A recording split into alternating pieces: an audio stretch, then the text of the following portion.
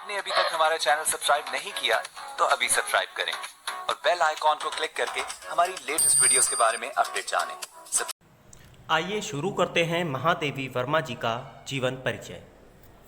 महादेवी वर्मा जी का जन्म फर्रुखाबाद में 26 मार्च 1907 को हुआ था। इनकी मृत्यु 11 सितंबर 1987 को प्रयाग में हुई।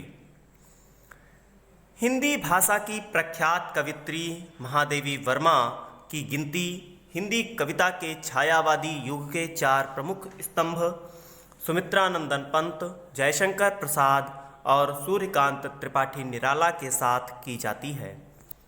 आधुनिक हिंदी कविता में महादेवी वर्मा एक महत्वपूर्ण शक्ति के रूप में उभरी।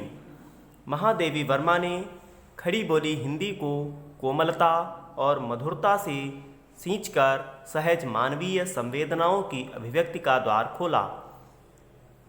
विरह को दीप शिखा का गौरव दिया। व्यष्टिमूलक मानवतावादी काव्य के चिंतन को प्रतिष्ठापित किया। महादेवी वर्मा के गीतों का नाद सौंदर्य, पैनी उक्तियों की व्यंजना शैली अन्यत्र दुर्लभ है। महादेवी वर्मा की प्रारंभिक शिक्षा इंदौर में हुई। महादेवी वर्मा ने बीए जबलपुर से किया और अपने घर में वह सबसे बड़ी थीं। उनके 2 भाई और 1 बहन थीं।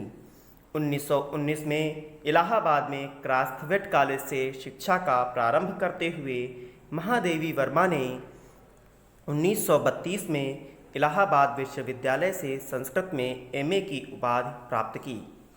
तब तक उनके 2 काव्य संकलन निहार और रश्मि प्रकाशित होकर चर्चा में आ चुके थे।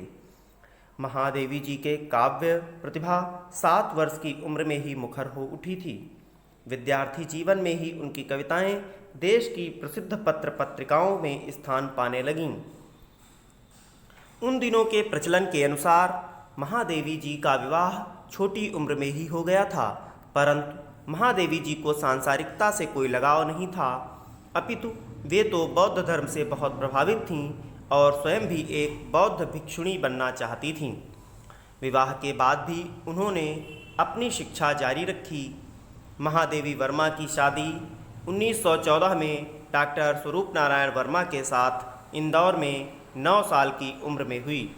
वे अपने माँ पिताजी के साथ रहती थीं क्योंकि उनके पति लखनऊ में पढ़ रहे थे। इनकी प्रमुख रचनाओं में दीप शिखा, मेरा परिवार, स्मृति की रेखाएं, पथ के साथी, श्रृंखला की कड़ियाँ, अतीत के चलचित्र, नीरजा और निहार प्रमुख हैं। संपूर्ण जीवन परिचय आपने देखा, इसके लिए बहुत बहुत धन्यवाद।